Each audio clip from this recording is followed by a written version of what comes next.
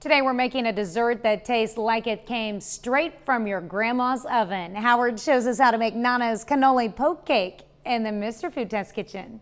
A few years ago, I had the most incredible homemade cannolis at this little restaurant in Philadelphia. They were so rich and creamy, I chowed down on not just one or two, but three of them. And from that day on, cannolis have been one of my favorites.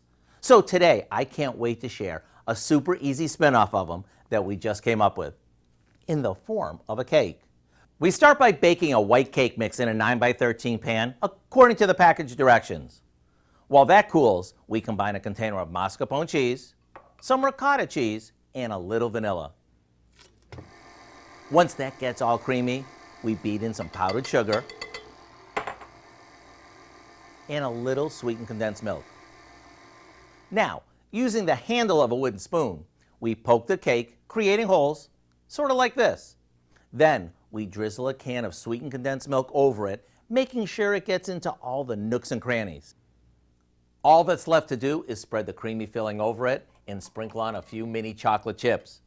When this comes out of the fridge, after chilling for a bit, get ready for a cake that's so moist and creamy, it'll be hard not to go back for seconds or even thirds. The recipe for what we call Nonna's cannoli poke cake is online now and is so good. I know you'll end up making this over and over again. I'm Howard in the Mr. Food Test Kitchen, where today we found Nonna's favorite way. That's Grandma in Italian.